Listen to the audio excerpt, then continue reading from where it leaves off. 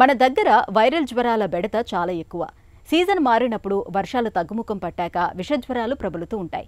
జలుబు, ఫ్లూ జ్వరాలకు తోడు మన దగ్గర గత కొన్ని సంవత్సరాలుగా మలేరియా, డెంగీ, గన్యా వంటి జ్వరాలు కూడా ఎక్కువగా కనిపిస్తున్నాయి. నిజానికి జ్వరానికి పెద్దగా చికిత్స అవసరం లేదు. అలాగని డెంగీ, మలేరియా, గన్యా వంటి జ్వరాలను నిర్లక్ష్యం చేయడానికి వీలు లేదు. ఈ నేపథ్యంలో బాధలు, లక్షణాలను బట్టి వైరల్ జ్వరాలను ఎలా అనుమానించాలో, వైరల్ జ్వరాలకు ఎలాంటి చికిత్స తీసుకోవాలో డాక్టర్ని అడిగి ఇప్పుడు తెలుసుకుందాం.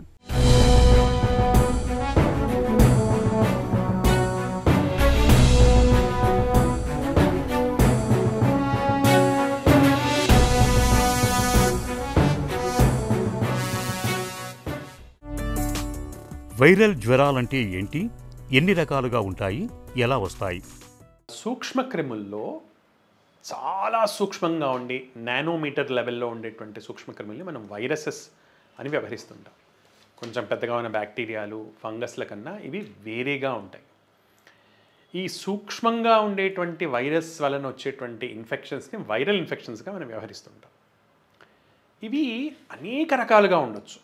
ఏ ఆర్గన్ని ఇన్వాల్వ్ చేస్తున్నాయో దాన్ని బట్టి చూసే విధానం ఒకటైతే, అలా కాకుండా వచ్చే వైరస్ లేదా దాని జాతి, దాని ఫ్యామిలీకి సంబంధించి చూసే విధానం ఇంకోటి. సో ఇలా ఫ్లేవి వైరస్ అని, ఇన్ఫ్లుయెన్జా వైరసెస్ అని, రెట్రో వైరసెస్ అని, ఇలా డిఫరెంట్ నేమ్స్ తోటి వాటి ఫ్యామిలీస్ని అడ్రస్ చేయడం జరుగుతుంది. అలా కాకుండా ఆ వైరస్ పేరుతోటి, ఫర్ ఎగ్జాంపుల్ రోటా వైరస్, లేదా రెస్పిరేటరీ సిన్సిషియల్ వైరస్, లేదా హర్పీస్ వైరస్, ఇలా ఆ పర్టికులర్ వైరస్ నామంతో దాని యొక్క జబ్బుని వ్యవహరించడం అనేది, లేదా దాన్ని చెప్పడం అనేది మూడో విధానం.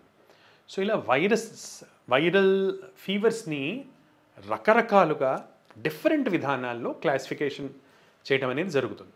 వైరల్ ఇన్ఫెక్షన్స్ అనేవి అనేక రకాలుగా రావచ్చు. ఫర్ ఎగ్జాంపుల్ శ్వాసకోశానికి సంబంధించినవి డ్రాప్లెట్ న్యూక్లియర్ ఇన్ఫెక్షన్స్ అంటాం. అంటే పక్క వాళ్ళు దగ్గినా, తుమ్మినా గాల్లో రిలీజ్ అయ్యేటువంటి అతి సూక్ష్మమైనటువంటి పార్టికల్స్ వలన, ఏ పార్టికల్స్ అయితే కొన్ని గంటల వరకు గాల్లో నిలిచి ఉంటాయో వాటి ద్వారా కూడా వైరల్ ఇన్ఫెక్షన్ స్ప్రెడ్ అవుతుంటుంది.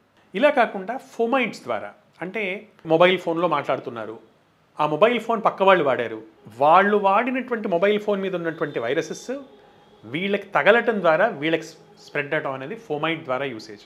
అదొక తుండు కూడా కావచ్చు, తినే ప్లేట్ కావచ్చు, కూర్చున్నటువంటి కుర్చీ కావచ్చు, ఎనీథింగ్. రెండవ స్ప్రెడ్ ఫుడ్ అండ్ వాటర్ ద్వారా, కలుషితమైనటువంటి నీటి ద్వారా, కలుషితమైనటువంటి ఆహారం ద్వారా వస్తుంటాయి. కాంటాక్ట్ ద్వారా వచ్చేటువంటి కొన్ని ఇన్ఫెక్షన్స్ ఉంటాయి. చికెన్ పాక్స్ ఉంటుంది. ఆ చికెన్ పాక్స్ యొక్క ఫ్లూయిడ్ కనుక పక్క వాళ్ళకి టచ్ అయితే, టచ్ వలన ఒకళ్ళ నుంచి ఒకరికి స్ప్రెడ్ అయ్యే ఉండే ఇన్ఫెక్షన్స్ ఉంటాయి. అరుదుగా ఆర్గన్ ట్రాన్స్ప్లాంట్స్ ద్వారా ఒకళ్ళకి పెట్టినటువంటి ఆర్గన్ ఇంకోళ్ళకి పెట్టడం ద్వారా వచ్చేటువంటి ఇన్ఫెక్షన్స్.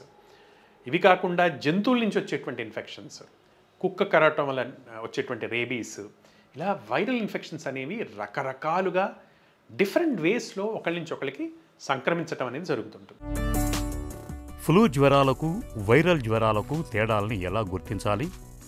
జనరల్గా చాలామందికి ఉన్నటువంటి ప్రశ్న ఏంటంటే, జలుబు వచ్చింది, దగ్గు వచ్చింది, జ్వరం ఉంది, ఇది వైరల్ జ్వరమా, ఫ్లూనా అంటే? దీని సమాధానం చాలా సింపుల్. ఫ్లూలో ఉన్నటువంటి పెక్యులియర్ లక్షణాలు ఏంటంటే, జ్వరం తీవ్రంగా ఉండటం, జ్వరం వలన నీరసం, నిస్సత్వ, లో బీపీ అనేది ఉండటం, ఊపిరి తీసుకోవడానికి ఇబ్బందిగా ఉండటం, వాంతులు, విరేచనాలు అనేవి ఉండటం. ఎప్పుడైతే ఒక నార్మల్ జలుబు, దగ్గు కాకుండా ఈ లక్షణాలన్నీ, జబ్బు తీవ్రత కానీ, జబ్బు వేరే ఆర్గన్స్ని ఇన్వాల్వ్ చేయటం, వాంతులు, విరేచనాలు, ఇటువంటివి కలిసి వస్తుంటే దాన్ని ఫ్లూగా వ్యవహరిస్తారు. అవేవీ లేకుండా నార్మల్గా ఉండేటువంటి జలుబు, దగ్గుని వైరల్ ఇన్ఫెక్షన్గా వ్యవహరిస్తారు.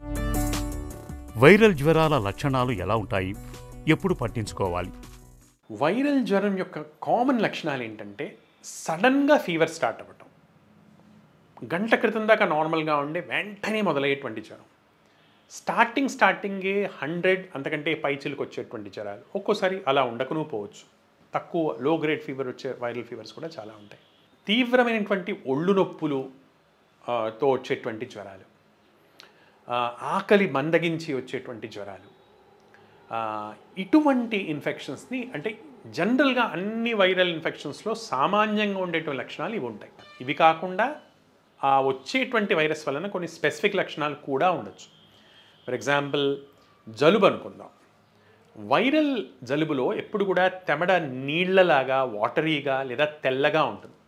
అదే బ్యాక్టీరియల్ జలుబు అనుకోండి, ఏదో రంగు కలిగి ఉంటుంది, ఎల్లోగాను, పచ్చగాను, ఆకుపచ్చగాను, గ్రే కలర్లో సిమెంట్ రంగులో లాగాను ఇలా రంగులో ఉంటుంది. ఇలా వైరల్ లక్షణం అనేది కొన్ని జనరల్ సిమ్టమ్స్, ఆ తర్వాత వచ్చేటటువంటి వైరస్ వలన స్పెసిఫిక్ సిమ్టమ్స్, అదే విరేచనాలు అవుతున్నాయి, జ్వరం లేకుండా నీళ్ళగా ఉండటం, ఇటువంటి లక్షణాలు కలిగి ఉంటాయి.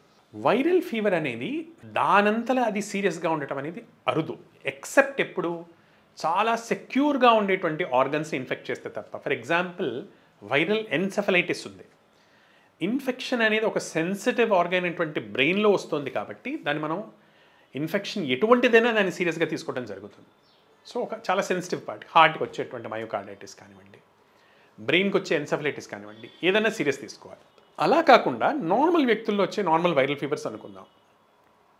ఎప్పుడైతే ఆ వ్యక్తి యొక్క ఇమ్యూనిటీ సరిగ్గా లేదో, ఇమ్యూనో సప్రెస్డ్గా ఉంటారో, మరీ చిన్నపిల్లలు లేదా వృద్ధులు, అబోవ్ 75 ఇయర్స్ ఏజ్ ఉన్నటువంటి వాళ్ళు, లేదా అబోవ్ 65 ఇయర్స్ ఉన్నటువంటి వాళ్ళు, డయాబెటీస్ 10 ఏళ్ల కంటే ఎక్కువ ఉన్నటువంటి వాళ్ళు, డయాబెటీస్ కంట్రోల్లో లేనటువంటి వాళ్ళు, ఇమ్యూనిటీని సప్రెస్ చేసే మందులు వాడుతున్నటువంటి వాళ్ళు, మల్టిపుల్ ఆర్గన్ కోమాబిడిటీస్ ఉన్నటువంటి వాళ్ళు, ఆల్రెడీ హార్ట్ ప్రాబ్లం ఉంది, ఆల్రెడీ ఊపిరితిత్తుల సమస్యలు ఉన్నాయి, ఆస్మా ఉంది, సిఓపిడి ఉంది, ఇటువంటి సమస్యలతో బాధపడుతున్నటువంటి వాళ్ళు, ఇటువంటి వాళ్ళకి రావటం వలన ఏ వైరల్ ఇన్ఫెక్షన్ అయినా వాళ్ళు ఆల్రెడీ సిగ్గా ఉన్నారు కాబట్టి దాన్ని మనం సీరియస్గా తీసుకుంటాం. సో వైరస్ స్వభావం వల్ల కానీ, రోగి యొక్క శారీరక స్థితిని బట్టి కానీ, లేదా వ్యాధి యొక్క దశని బట్టి కానీ, తీవ్రత బట్టి కానీ, 3 రోజులు దాటినా కూడా వ్యాధి తగ్గట్లేదు, ఫీవర్ ఇంకా పెరుగుతోంది, డెంగ్యూ లాంటి జ్వరంలో రక్త కణాలు బాగా తగ్గిపోతున్నాయి, అప్పుడు దాన్ని మనం సీరియస్గా తీసుకోవాల్సి వస్తుంది.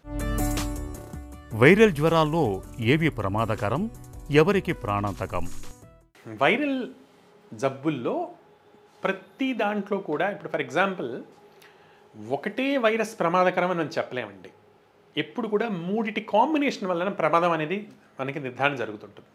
ఒకటి వైరస్ అయితే వ్యక్తి యొక్క ఇమ్యూనిటీ రెండవది, మూడవది ఎన్విరాన్మెంట్, అది వస్తున్నటువంటి ఎటువంటి ఋతువులో వస్తుంది, ఏ దేశంలో వస్తుంది, ఎక్కడ వస్తుంది.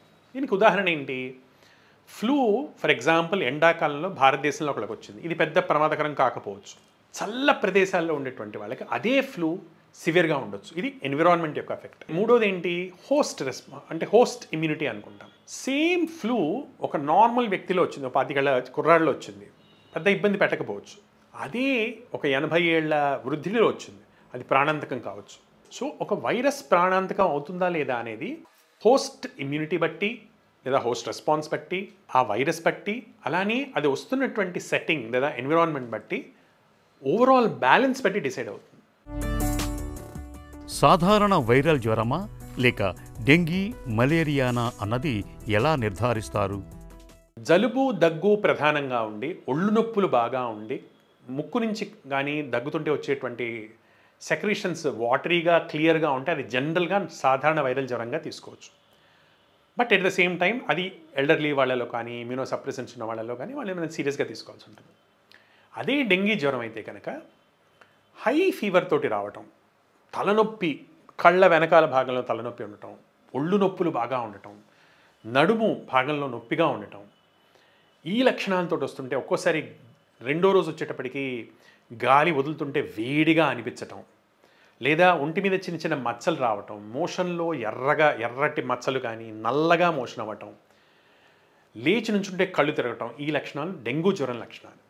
అదే మలేరియా అయితే కనుక చలి జ్వరంతో రోజు మొత్తం బాగానే ఉండి ఒక టైం రాగానే అప్పుడు బాగా చలితోటి వణుకుతూ జ్వరం రావటం, అలానే ఒక గంట లోపల వెంటనే పూర్తిగా చెమటలు పట్టి జ్వరం తగ్గిపోవటం.